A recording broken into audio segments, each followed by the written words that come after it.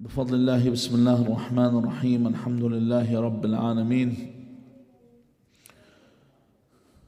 الحمد لله والحمد حقه كما يستحقه حمدا كثيرا. الحمد لله الذي هدانا لهذا وما لنهتدي لولا أن هدانا الله. اللهم لعن أول ظالم ظلم حق محمد وآل محمد وآخر تابع له على ذلك. اللهم لعن العصابة التي جاهدت الحسين وشايعت وبايعت وتابعت على قتله، اللهم لعنهم جميعا. ثم الصلاة والسلام على خير خلق الله أجمعين محمد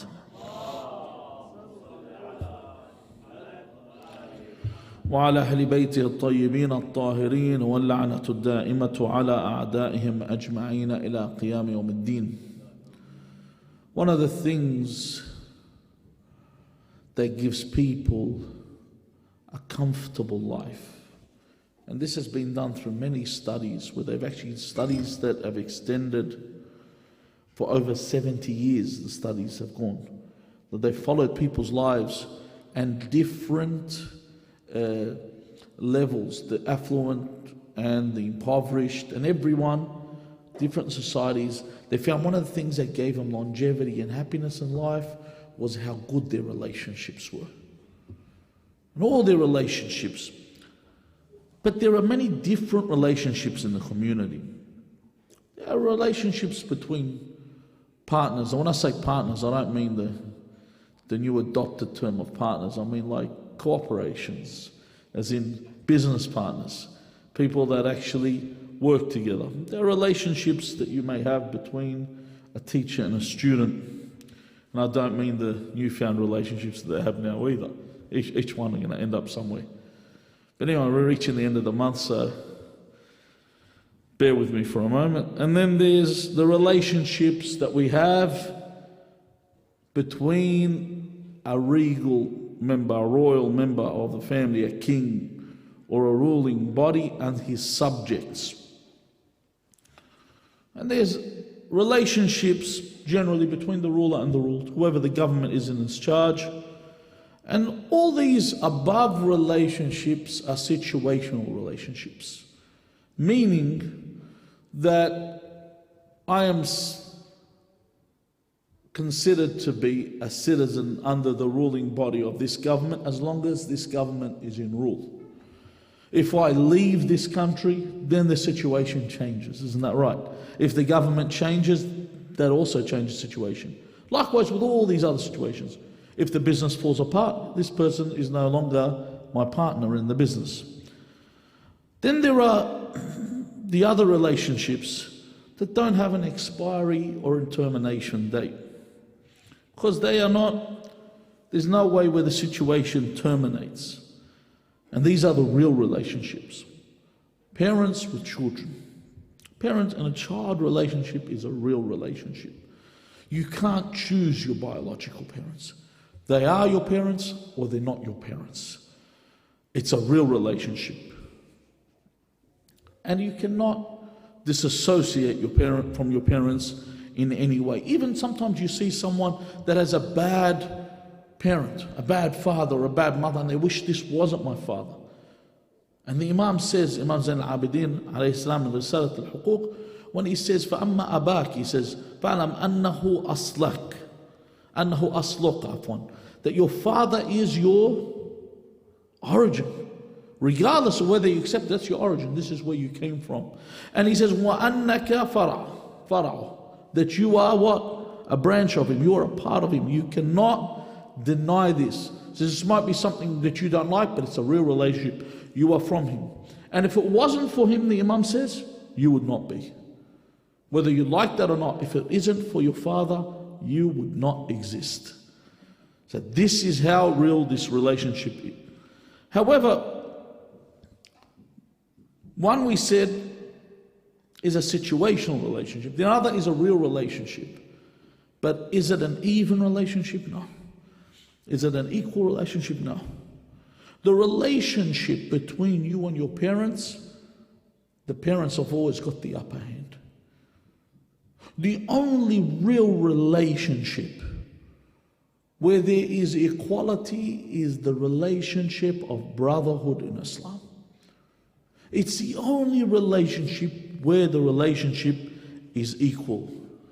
And Allah says in the Quran, إِنَّمَا الْمُؤْمِنُونَ إِخْوَةً, that believers are brothers.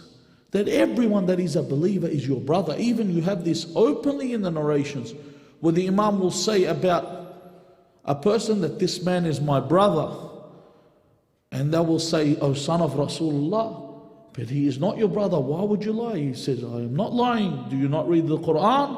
The Quran says, إِنَّمَا, most certainly, الْمُؤْمِنُونَ إِخْوَةً, believers are brothers."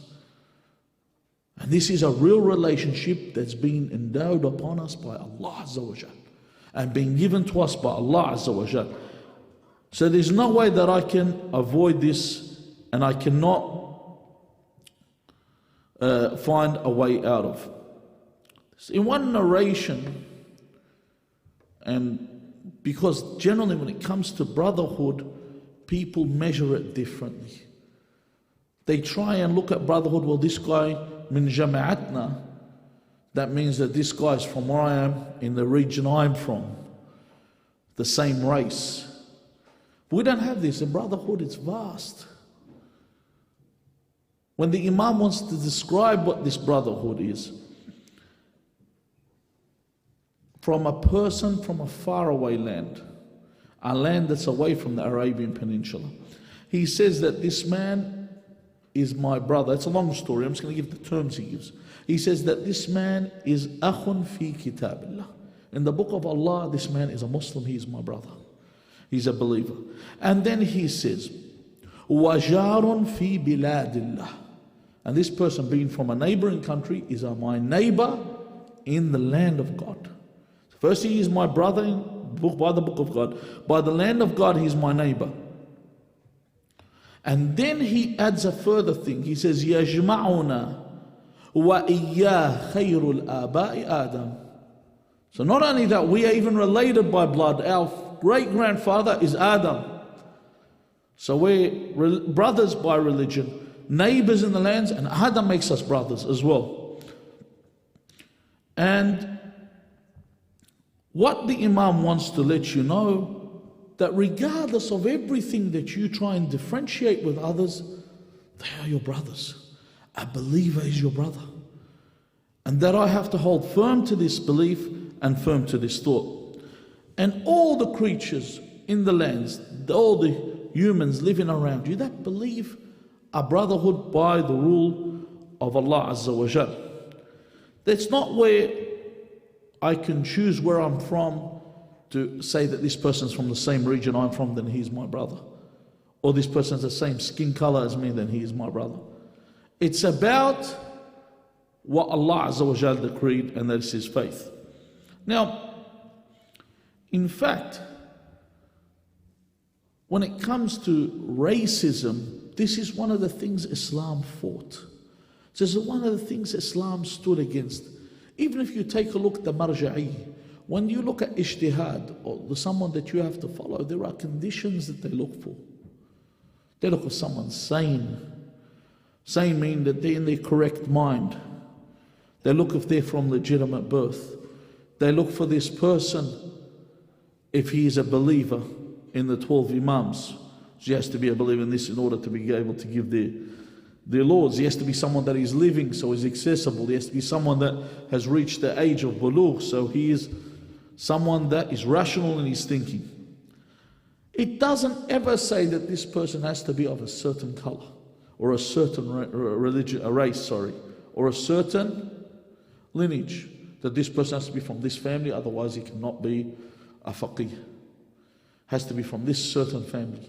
He has to be from this nobility or this line for them to be accepted.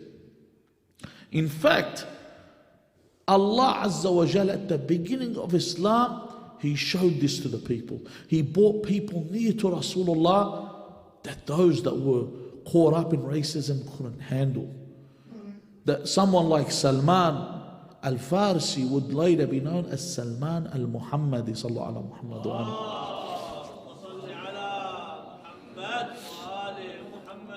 a Persian. And in fact, when they speak of Persians, they call them Ajam.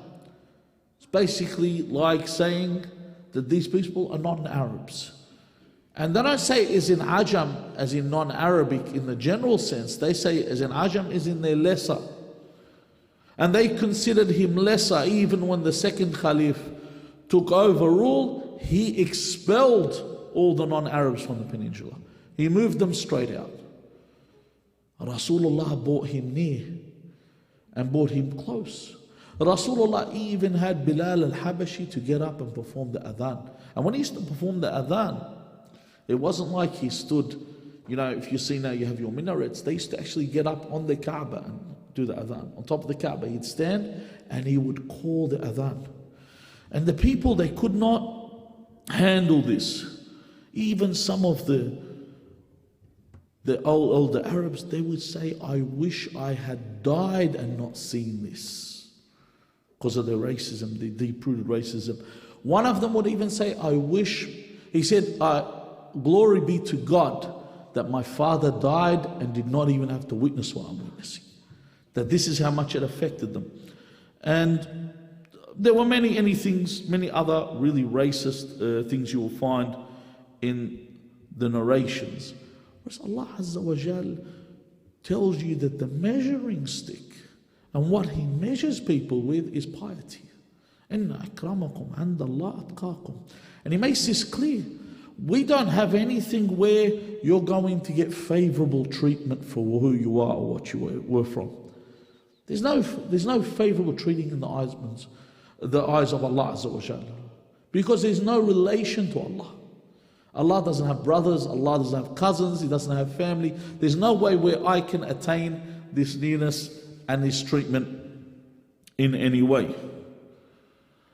So Rasulullah sallallahu alayhi wa alihi wa sallam mentions in the narration, he says, Al-mu'minuna ikhwa tatakafa dima'uhum wa hum yadun ala man siwahum yas'a bidhimmatihim adnahum. That the believers, he says, are brothers. First thing, Al-mu'minuna ikhwa. He says, tatakafa dima'uhum. Tatakafa dima'uhum, the blood is one. It's equal. So blood of a believer is being shed, it's like your blood being shed. Not different. This is how I must feel. I should not be indifferent to this. وَهُمْ يَدٌ عَلَى مَنْ سِوَاهُمْ. That they're one hand against whoever's against them. Whoever is against the believers, they are all against this person. That they stand, that you walk and you move as a unit. You stand as a single entity. So you might forego, someone might forego this right, but you as an individual cannot. I remember one of the brothers was telling me, Allah yarham, he's passed. He told me, I was praying in the Baqiyah. You know, in the Baqiyah, this is before, now you won't see this anymore. But back then, we used to go into the Baqiyah and we used to actually, I'm telling you this story is about almost 20 years ago. We used to pray in the actual Baqiyah. We'd walk in and we would do ziyarah on the ground outside. We used to pray because we considered this to be a holy place. This is the burial of the imam, alayhi salam, place. So he was praying his 2 rak'at there. As he was about to do takbir, a big man grabbed him on the shoulder and said to him, don't pray. He said, I turned around arrogantly and I said, Shu'alak alayhi, what's it to you if I pray? He said, I'm not one of them, but if you pray here, they will attack you. They'll arrest you. And then he said, he was telling us a story, he said to him, I can bear their strikes, I'll pray for, even if I'm being hit. I'll accept that beating. He said, you will accept it, but I won't, so I'll be arrested too. You may accept being hit, but I won't accept that you're being hit. You're my brother. So you're going to harm me by praying. So this man's intention and his opinion is we are one unit. لَعَلَيْكَ عَلَيْهِ. What's upon you is upon me. What affects you affects me. And any time you see anything happening around the world to any of the believers, has to be something of effect towards you. You have to be affected by this. You cannot be indifferent to what you see around the world. I cannot say, well, that's their problem, not mine. This is why I have to speak out. I have to open my mouth in these situations. Amir al-Mu'mineen, salawatullahi salamu alayh, he says, لا يكون أخوك أقوى منك على مودته. Do not let your brother be more in regard of love towards you, more loving towards you than what you are to them. In other words, you need to, although this person does not have that affection to you, but because they're a believer, you should have that affection. Your affection should be stronger towards them than what theirs is. You have to turn and be protective of them. You have to be around them in this manner. So when someone is hurting, you're hurting. If you see someone with a problem, it's your problem. It's not mishkiltuhu, it's his problem, I'll just move on. And this individualism is pretty much what capitalism is. And I'm not being a socialist. Socialism is worse than capitalism. Capitalism is the lesser of the two evils. But capitalism, this is the problem. It's about individual prosperity. It's about me being rich. Who cares about whose head I step on as long as I become successful? Socialism, which is also wrong, is not in discussion right now. But the whole idea in Islam is I need to care about all those around me. If someone's hurting, I need to hurt. I need to be affected by this. I need to be around these people. One of the main reasons why we have Salat al-Jama'ah, why do we have Salat al-Jama'ah? Besides the fact if someone has waswas or shak, he can just join the group and he's safe. One of the main reasons for Salat al-Jama'ah congregation is you see your believing brothers and sisters. You see your believing brothers, you're sitting with them. See, that's Western influence. I had to add the feminine. I was used to saying mankind, now I say humankind. They're destroying me. So anyway, you're there around the believers. You see their problems. You feel their problems. Someone walks in, you see them. You go, you know what? You look down today. You wouldn't believe how many times you walk in, you would know from entering places and someone says something, you I know someone, or I can fix that for you. And if you didn't turn up to these places, you would not be able to address the problem that they have. Al-Imam al-Baqir, salawatullahi wa salamu alayhi, says in a narration, he says, Bi's al-akh, the worst of the brothers. Akhun yar'aqa ghaniyan wa yaqta'uka faqiran. He says, the worst brother is the one that basically shows what? Stays with you while you're in affluence, while you have money. You know those friends when you buy a new car and you get all these... Have you ever met a guy, you know him all your life, then suddenly he buys a brand new car. He buys a brand new car and next thing you see two people in the back of the car you don't even know from a bar of soap. You think, when did he find these guys? You know, those guys that just hang around, Klingons. You know, like they're like barnacles on a boat. You know, they just cling there. They just turn up and then when the money's gone, they're the first that disappear. Imam al-Baqir says, these are the worst brothers. They were there with you when you're rich, when you're poor, they leave you. Now, let's take a look at what a real brother is. What is a true brother? What is the meaning of being a brother? Al-Imam Amir al-Mu'mineen, Ali ibn Abi Talib, salawatullahi wa salamu alayhi. He says, Inna akhaka haqqan man ghafara zallatak. Your true brother, a true friend, a true brother is someone that overlooks what? Or forgives what? Your mistakes, your lapses. That's a true friend. A true friend overlooks when you do something wrong. Because their friendship, their brotherhood's more important than for them to keep pinpointing everything you've done wrong to them. They overlook it. Then he says from this, he says, وَسَدَّ خَلَّتَكَ وَسَدَّ خَلَّتَكَ. You know, sometimes you have something, a need, you're missing something. He fills that for you. He fills a void that you have. You're in need, they give you. Sometimes it's not financial need. Sometimes it's moral need. Sometimes you see a friend that's down. You know, you go, oh, look, I've got work, I've got to go to sleep. No, call them, maybe they need you. Sometimes someone calls you at 10 o'clock at night. They call you. then they don't usually call you. So they just call and they go, oh, I was just asking about you. No, they're calling you because they're calling out and no one's hearing them. He said, Tfaddal, ahla wa sahla. Come to my house. Because they need someone. They need someone to talk. A brother can see this. He doesn't say, oh, I've got work tomorrow. And they, especially if I'm a routine type person, I can't break that down. No. Someone's out there. They need help. You got to have that feeling. Why would they be calling me? Think ahead. Have foresight. I'm in need. I don't wait for my brother to ask what their need is.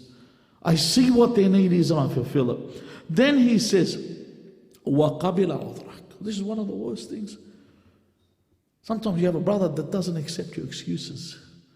This person accepts what your excuse is. Sometimes an excuse can be so simple. Sometimes denial is an excuse. I could have done something wrong by you. And then you mention that you did 1, 2, 3, 4, 5 and I deny it.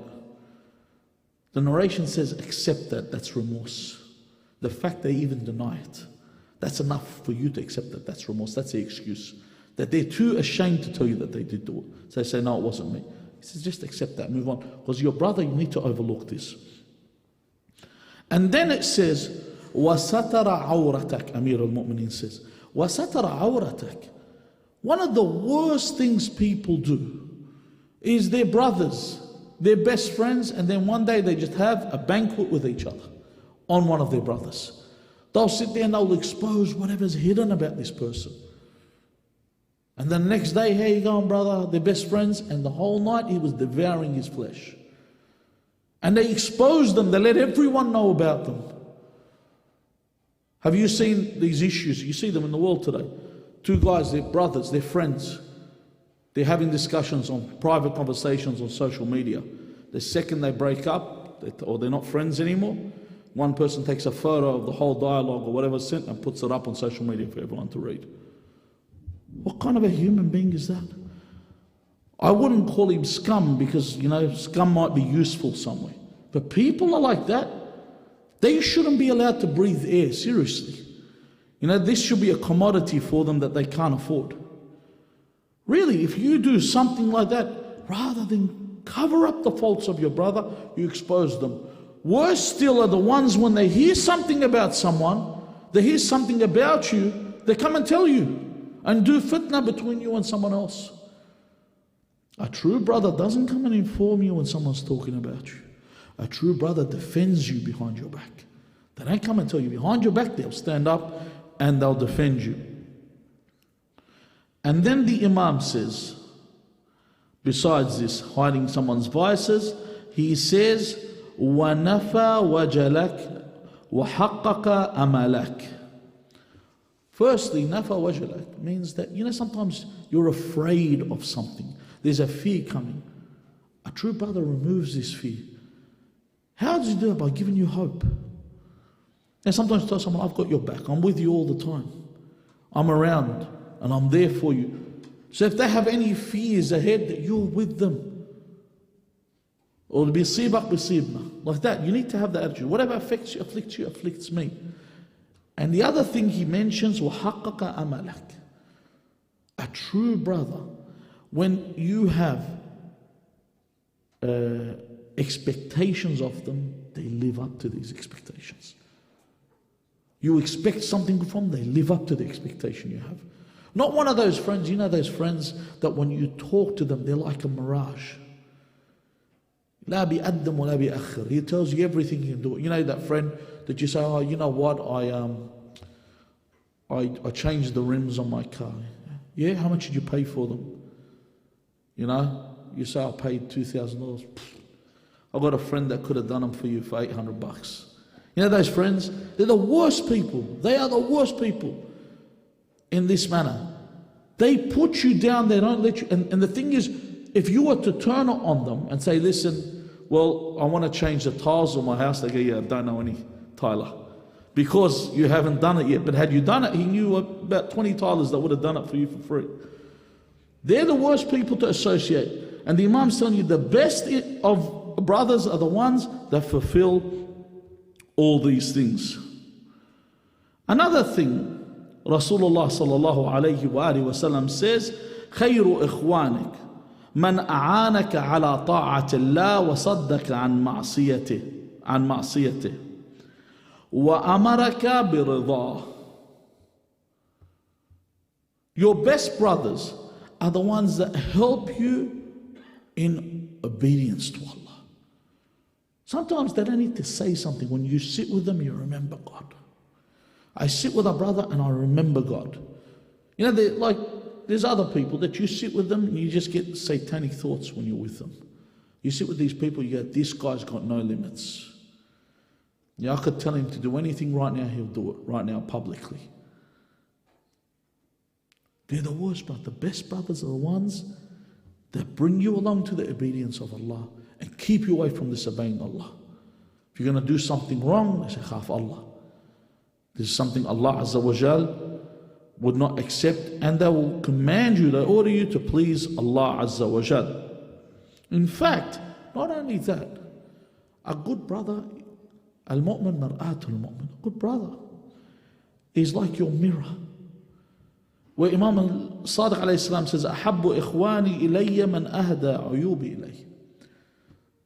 My most beloved brother is the one that exposes my faults to me, shows me my faults, shows me where am I wrong. People don't need flattery. The truth hurts. You know, sometimes when you tell someone the truth about themselves, they get hurt. It's not easy to be told the truth about yourself. But you need to be told these things, otherwise you cannot. Could you imagine you are with a friend and this friend's really stingy? And every time you go, you know those guys, you turn up somewhere and he goes, I don't have my wallet. You know, their wallet's always in the car for some amazing reason. They never have a cent with them. You know, and they always avoid paying bills. They always don't have any money. And you know, like you'll sit with them and they could have 2 homes and a 3rd mortgage and they're always crying. You feel like I need to pay this guy's mortgage because he's so poor. They don't know, but they have so much money. Your problem is, and I'll tell you, this is a fact, this is something I've felt in my life. My problem was I never told the guy. You have to tell them. Turn around and say, listen mate, Sallu ala Muhammad wa ali Muhammad.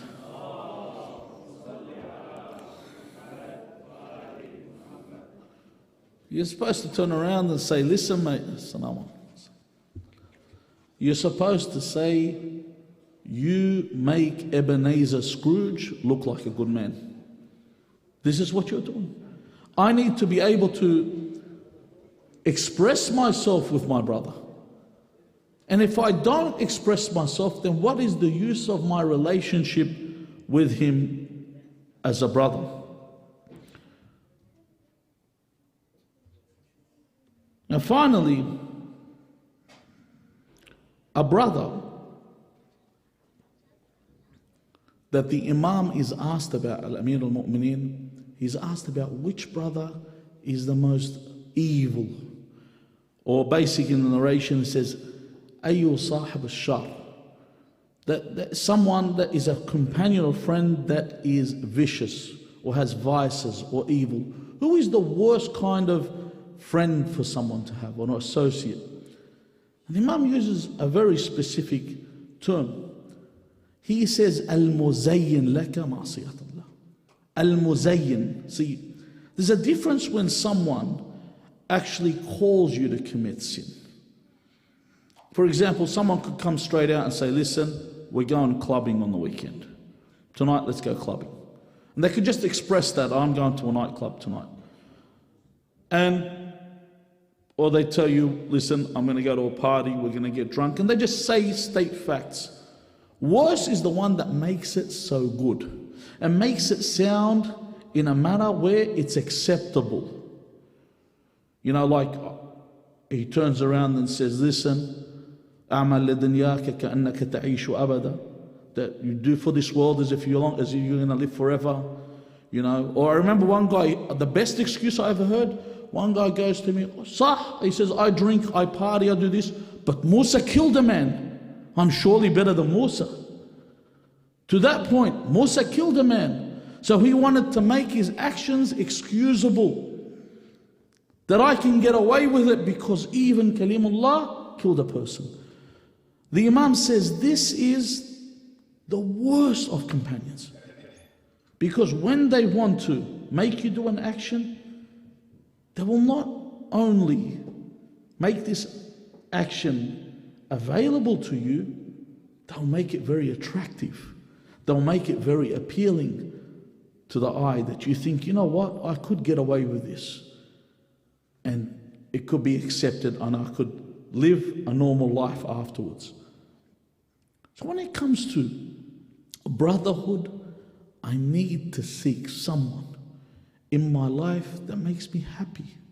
And the only way that they make me happy is when I benefit from them and they benefit from me. And the biggest benefit I can gain from them is with regard to my hereafter and also towards this world. We ask Allah Azza wa Jal to fill our hearts with love for one another, that we forgive each other our transgressions to one another, and strengthen the brotherhood between the believers. Walhamdulillah Rabbil Alameen. Wa sallallahu ala Muhammadin wa alihi at-tayyibin at-tahirin.